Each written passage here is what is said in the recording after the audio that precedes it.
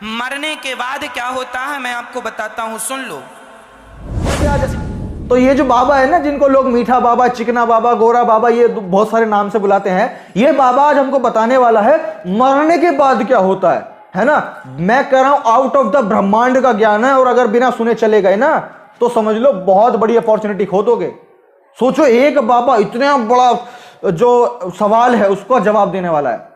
तो चलिए सुनते हैं साथ में कि भला ये बाबा क्या बकवास करता है, और जैसे पुरानी बकवास करी है, चलिए सुनते हैं। जब आदमी मरता है तो हम क्या करते हैं, हमारे यमदूत जाते हैं। अच्छा, यमदूत जाते हैं और उस आदमी को पकड़ कर लाते हैं जिसकी मृत्यु का समय नजदीक है। उसके गले में फांसी का फंदा डालते हैं और वह जीवात्मा को, छोटी सी जीवात्मा जिसे हम कहते हैं कि सूक्ष्म शरीर, उसी को पकड़ करके ये शरीर रह जाता है। यमदूत उसे पकड़ कर ले जाते हैं। अच्छा। और वह पकड़ में आ जाता है। हाँ, है ना। हाँ, हाँ। वह पकड़ में आ जाता है, ले जाते हैं। पुण्यात्मा होता है तो जरा संभाल कर ले जाते, पुण्यात्मा होता है तो उसके लिए बढ़िया व्यवस्था आती है। ओहो, BMW पापी मर्सिडीज आती होता है होगी।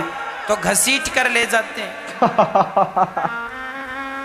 किसी ने भोजन दान दिया है तो उसे यमदूत भोजन भी कराते हुए ले जाते हैं। अरे वाह वाह। और भोजन नहीं दिया, यमदूत 2 कोड़े जमाते हैं। चल, भूख लगी है, भूख लगी है। आज जीव चिल्लाता है बड़ी भूख लगी, यमदूत तो कहीं होटल नजर आए तो जरा 2 पराठे खवा दो। ओए होए होए होए होए।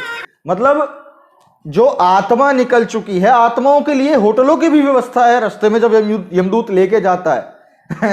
या आत्मिक या पराठे की भी आत्मा होती होगी कि पराठे की आत्मा निकल करके आत्मा ही खाएगी। अबे यार, कितने अखंड लोग हैं, लोग इसको ध्यान से सुन रहे हैं कि हाँ भाई ऐसा ऐसा होता होगा। चलो आगे सुनते हैं। यमदूतों ने कहा, तूने कभी किसी को पराठे खवाया? तूने किसी को 2 रोटियां दी? नहीं, बल्कि औरों की रोटियां तूने छीनी है, 2 कोड़े मारा। चल, अरे पाँव में जलन हो रही है, जरा जूते चप्पल की दुकान में ले सो कहीं पहना दो। यमदूतों ने कहा, तूने कभी किसी को जूते चप्पल पहनाए? कछा सनने गया था तो दूसरे की पहन के आ गया था। चल, 1 कोड़ा मारा, चल यहां से। और चलते चलते जीव को यम राज के पास प्रेजेंट करते हैं, खड़ा करते हैं। यमराज के सामने जब खड़े हुए तो डर जाता है ये जीव। यमराज जी ने कहा, बैठ यहाँ पर। यमराज जी बैठते हैं और अपने बाजू में उसे बिठालते हैं, और सामने वहाँ एक बहुत बड़ी टीवी लगी है। उस टीवी में आपने जन्म से लेके मृत्यु तक जो जो किया सब रिकॉर्ड कर लेते हैं। यमराज जी भी बड़े चतुर हैं, सब पूरा वीडियो बना के रखते हैं। ओहो। और वहां पर वो अपने कंप्यूटर से पेन ड्राइव में डाल के फंसा देते हैं और चलता है। कंप्यूटर और पेन ड्राइव भी है ऊपर। जन्म से मृत्यु तक तुमने जो जो किया है, अच्छा बुरा, सब वहां पर हिसाब किताब होता है। यमराज जी कहते हैं, देख तूने मनुष्य का शरीर पाया, देख किसी के साथ तू कितना दुर्व्यवहार कर रहा, किसी को मार रहा, किसी को सता रहा, इसीलिए तुझे भेजा था। अब ये डर जाता है। तब वहां पर यमदूत हिसाब करते हैं। अच्छा। यमराज जी, इसके बहुत सारे पाप हैं और पुण्य तो ना के बराबर है। बहुत कम पुण्य किया है इसने, पाप ज्यादा किया। अब क्या करना है? बोले पाप ज्यादा है, हाँ, तो पहले एक काम करो, इसके पापों की सजा दो। तो पापों की सजा क्या? वहां बड़े बड़े नरक हैं।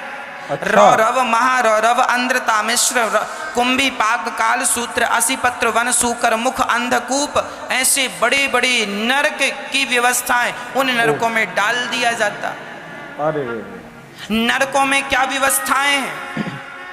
बड़ी बड़ी कढ़ाइयां, उनमें तेल उबल रहा है और जीवात्मा को उसमें डाल दिया जाता, जीरे की तरह छौंका लगा दिया जाता। बड़ा मांस खाया, ऐसी मुर्गी तो ने भूंजी है, ऐसी मछली भूंजी, अब तू भी भूंज। ये व्यवस्थाएं हैं। वहां बड़े कांटेदार पेड़ हैं, जंगल में दौड़ाते हैं, कोड़े कोड़े बरसाते हैं, बहुत यातनाएं मिलती हैं। वो यातनाएं भोगने के बाद यमराज जी कहते हैं, जाओ अब 84 का चक्कर लगाओ। ये 84 लाख योनियां जो हैं ये क्या है? ये तुम्हारे कर्म दंड ही तो हैं। जो तुमने गलत किया है उसी के कारण तुम्हें कुत्ता बनना पड़ा। ये जो कुत्ता तुम्हारी गली में घूम रहे हैं ना, ये सब तुम्हारे गली के कल तक मालिक हुआ करते थे। जो पड़ोसी मर गया तुम्हारी गली वाला, वो मर के उसी गली का कुत्ता बन के आ गया। वाह वाह, क्या सोच है तेरी। क्योंकि कर्मदंड तो भोगने हैं। कुत्ता बनो, फिर बिल्ली बनो, फिर चमगादड़ बनो, फिर नाली का कीड़ा बनो, फिर हाथी बनो, फिर सुअर बनो, फिर मगर बनो, फिर मछली बनो, फिर पेड़ बन के खड़े रहो, फिर ये बनो वो बनो। तमाम 84 लाख योनियों को काटने में हजारों साल लग जाते हैं। 84 लाख योनियां। भाई एक योनि माना कि कुत्ते की आयु 10 साल है, तो 10 साल के बाद फिर दूसरा बिल्ली, बिल्ली भी माना कि 5 साल है तो 15 साल। फिर हाथी बनाया, हाथी 50 साल जिंदा, 50 साल तक हाथी। फिर पेड़, पीपल की आयु तो 500-500 साल की होती है। बने खड़े हो खड़े हो खड़े हो। ये पेड़ पौधा ये भी हमारी योनियां, 84 लाख योनियों में ये भी एक योनि। बन जाओ पेड़, खड़े रहो। ज्यादा पुण्यात्मा होगे तो वृंदावन का पेड़ बना के भेज देंगे बिहारी जी। अरे मतलब पेड़ फिर भी बनेगा। ये 84 लाख योनियां जब भोग कर तुम जाते हो, तब यमराज जी से आपने कहा भोग के आए हैं, अब बताइए। तब यमराज जी कहते हैं अब हम तुम्हें एक बार और मनुष्य बना के धरती पर भेज रहे हैं। अरे रे रे रे रे रे। देखिए 84 लाख योनियों को भोगने में हजारों साल, हजारों नहीं मेरी माँ, लाखों वर्ष लगे हैं हमें और आपको। लाखों वर्ष तक हमने 84 लाख योनियों का कष्ट भोगा, उसके बाद हमें यह मनुष्य का शरीर मिला। अब अच्छा या बुरा करना फिर तुम्हारे हाथ में। इसलिए कहता हूँ मैया 84 तो भोग के आई ही हो या आए ही हो। अब ऐसे गलत काम ना करना कि फिर 84 के चक्कर में जाना पड़े। अब तो भगवान के चक्कर में पड़ जाओ तो 84 के चक्कर से बच जाओगे, और भगवान के चक्कर में नहीं पड़े तो फिर 84 के चक्कर में। पुनरपि जननम पुनरपि मरणम पुनरपि जननी जठरे शयनम। इसलिए भज गोविंदम भज गोविंदम। जो भगवान की शरणागति ग्रहण कर लेता है वह जन्म और मृत्यु के चक्र से बच जाता है, नहीं तो बहुत दुर्गति होती है। काश कोई मरा हुआ लौट के आ जाता और आपको सच्चाई बता देता। यदि मेरी बातों में आपको संदेह है तो शायद वो आए और आपको बताए, तब आपको यकीन होगा। पर क्या करें, ईश्वर की विधि ऐसी है कि जो जाता है आता ही नहीं। बताने के लिए आता है, फिर 84 के चक्कर में वो होगा, कहीं ना कहीं तो होगा ही। लेकिन ये ईश्वर की रीति नहीं है, ये तुम जैसे हरामखोर लोगों की रीति है कि बातों को और कहानियों को इस तरीके से बनाना है कि कोई संदेह भी करे तो उसका सबूत ना ढूंढ पाए, कोई सबूत भी मांगे तो उसको हमें साबित ना करना पड़े। नाम ले दिया ईश्वर का कि ईश्वर की सृष्टि ऐसी है। हरामखोर, तुम्हारी सृष्टि ऐसी है कि कुछ भी बोले रहे हो, कुछ भी, और लोग सुन रहे हैं, प्रचलित हो रहे। इसकी वीडियो पे इसमें 15-20 लाख लोगों ने देखा है, और हमारी वीडियो कितनी जाएगी? मुश्किल से 50,000 या 1 लाख। हम उनकी शेयर करते हैं लोग, लेकिन हमारी बात को शेयर नहीं करेंगे। क्यों? उनकी बातों में रस आता है ना, पीछे एक बैकग्राउंड म्यूजिक चल रहा है, अच्छी अच्छी बातें हो रही हैं। अरे कुछ मिले ना मिले, कम से कम फिलहाल को तो उनको सुकून मिल रहा है। इतने निठल्ले लोग होते हैं कि किस तरीके की जहालियत को सुन करके और मनोरंजन कर रहे हैं। हाँ अच्छा, ओहो हो है। और साम दाम दंड भेद करने के बाद में इनकी बात एक ही बात पे अटकती है, भक्ति करो भक्ति करो भक्ति करो। अबे भक्ति से रोटी मिलती है क्या? भक्ति से परिवार चलता है क्या? भक्ति से देश चल रहा है क्या? अरे चल क्या रहा है भक्ति से, ये तो बताओ। किसी की समस्या दूर हो रही है, किसी का कुछ अच्छा हो रहा है, किसी का कुछ बुरा हो रहा है, कुछ तो हो रहा होगा। भक्ति से हो कुछ भी नहीं रहा। और सारी कहानियां, इतनी दुनिया भर की इनकी कहानियां, इनको छोड़ूंगा नहीं। इन्होंने जितना भ्रम फैलाया है ना मार्केट में, सारा सच्चाई आप लोगों के सामने लेकर के आऊंगा। हर एक बात पे, हर एक वीडियो पे इनकी वीडियो बनाऊंगा, ताकि लोगों को एक दूसरे एंगल का जो सच है वो भी दिखाया जा सके। साम दाम दंड भेद कर लेंगे दुनिया भर की कहानी, ये और लास्ट में भक्ति करो भक्ति करो भक्ति करो। अबे भक्ति जीडीपी दे रही है क्या इस देश को? भक्ति देती है इनकम टैक्स।